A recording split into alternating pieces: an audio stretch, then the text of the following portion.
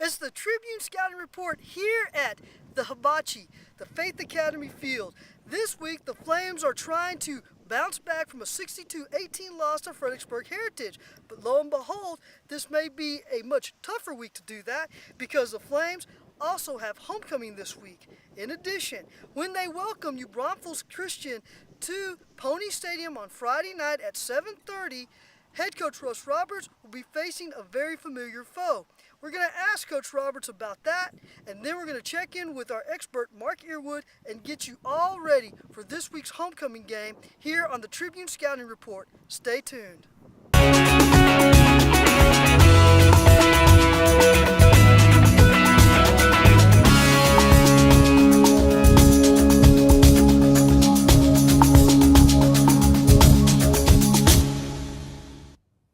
Thanks for staying with us. We want to thank you for joining us wherever and however you're able to. Joining me now is the head coach of the Faith Academy Flames, Russ Roberts.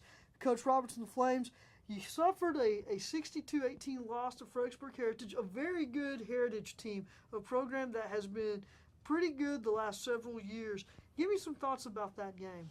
Well, the number one thought is 4 turnovers. We had an interception and 3 fumbles, and it's pretty hard, as you saw, the last 2 weeks. Notre Dame can't survive 5 turnovers, and we can't survive 4. Most people can't.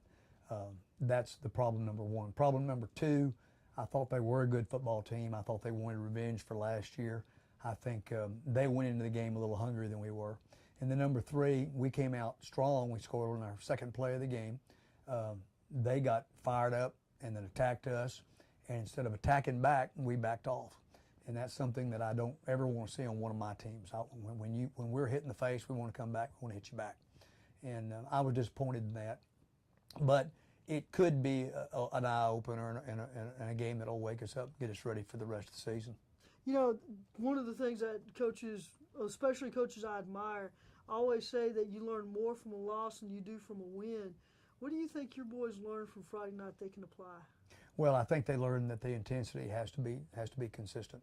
You can't back down, and number one, you do not want to let the opponent set the intensity, and we allowed them to do that. We came out what we thought was at an intense level of play.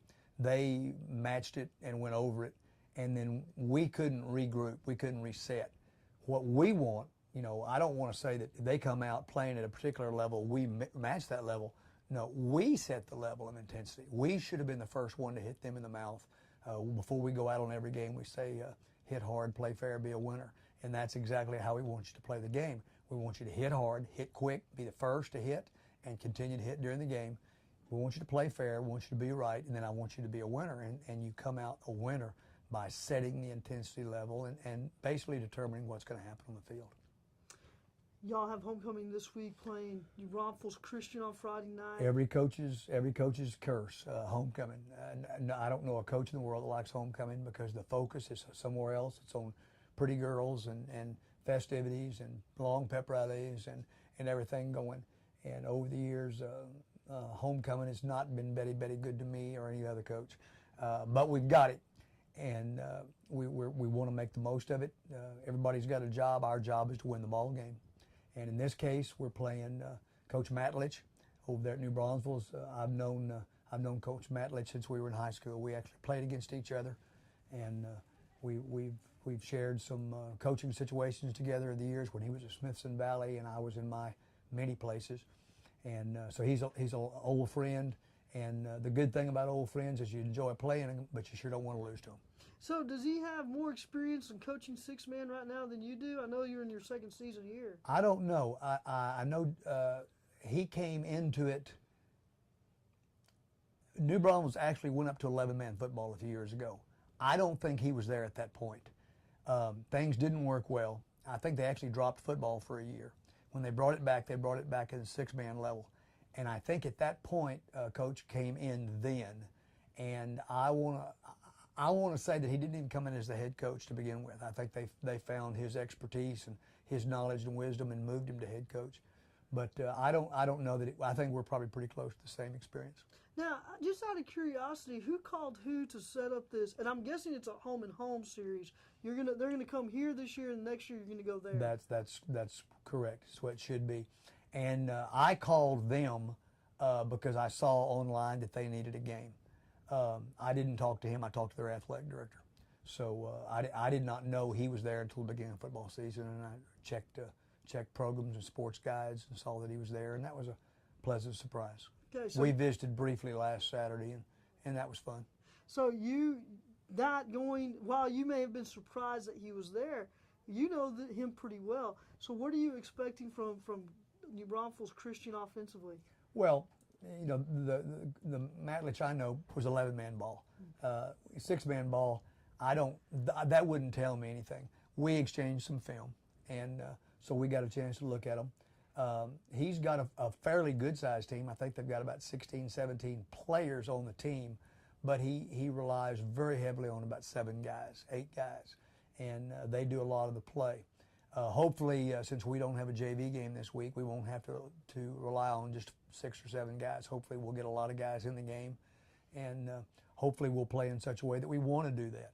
But again, our job on homecoming weekend is to win homecoming, and we need to get our momentum back. Is this, I don't want to say a crucial or critical week for y'all? I know, like you said, there's a lot of festivities, and the guys' focus will be maybe a little split. And yet, do you feel like this might be a game that will help you turn your season back to where you want it to be? Well, yes and yes. Again, every week is critical. Every week is critical. There are, unless you're open, and even if you're open, it's critical because you're trying to get a particular amount of goals reached.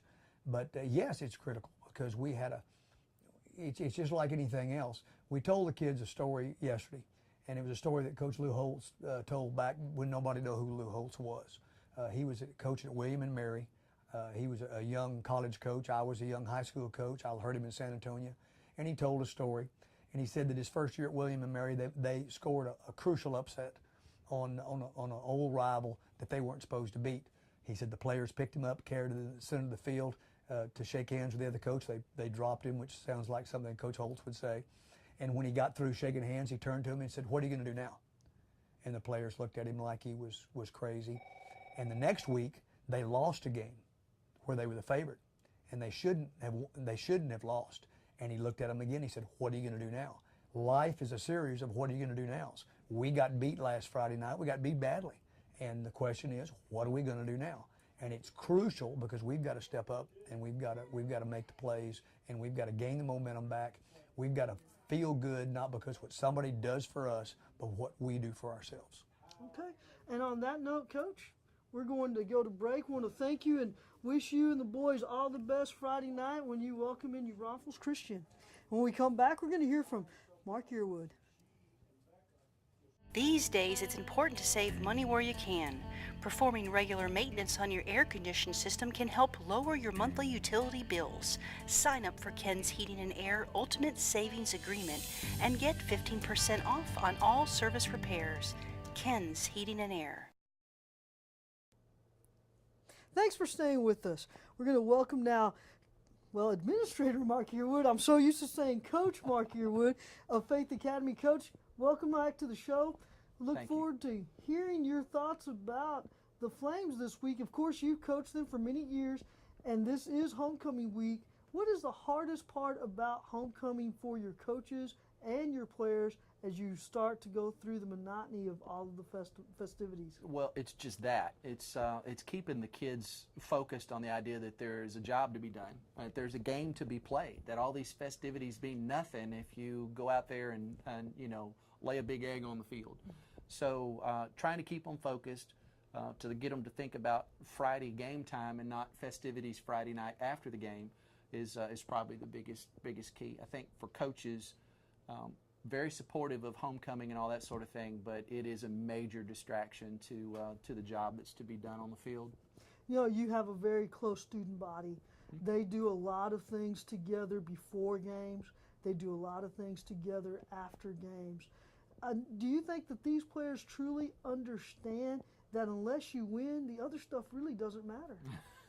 I think they do. I think the guys do understand that. They, none of them want to go to one of these after-school festivities and have everyone consoling them. For one thing, they're young men. They've got a lot of pride in what they do, and the last thing they want is someone patting them on the shoulder saying, "Oh, it'll be okay." They would much rather have the pat on the shoulder saying, "Good job, y'all really thumped them." So I think they do recognize that it makes for a much better atmosphere when they take care of things out on the field.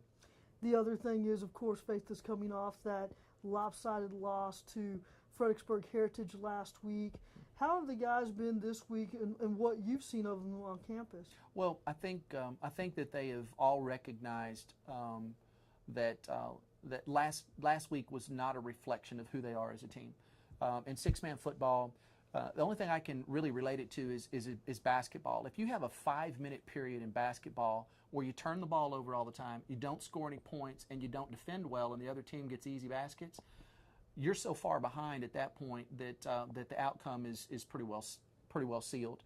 Six-man football is exactly the same way. You have to respond when adversity hits, and you have to respond immediately, because once that snowball gets started, it's very hard to stop. And that's why there's the 45-point mercy rule. It's not because the disparity between the teams is so great. It's because of that snowball effect. And that's what the boys ran into in Fredericksburg. What I saw on the field was two teams that truly were more evenly matched than you would ever know from the score. But once the ball started being turned over, once focus was lost, once we gave them easy scores, and you look up and you're 24 points behind in a matter of about a 3-minute span, you pretty much know that you're in for a long evening, and it's hard to turn that tide. The other team gets all that momentum, and then it's very hard to turn it. And I've only seen it turned once in our school's history, and that was a year ago against Kerrville, and that's why it was such a remarkable feat. And all the other times I've seen it, the outcome was what we saw Friday night. So I think the boys also recognize that, so do the coaches. They know that they can't fix what happened Friday night to affect Friday night, but they can take what they learned from Friday night and let it affect the rest of the season in a positive way. That's what I saw and what I see in their faces and in their voices. So when you've spent some time with the boys already, more determined this week, but you're playing a New Braunfels Christian team. I don't know if Faith has ever played this program before. We have, way back in our early years, they were actually a district opponent. But they grew, and they actually went to 11-man for a couple of years. Didn't have the participation numbers they had, even though their school numbers were large. They didn't have participation numbers to keep it up.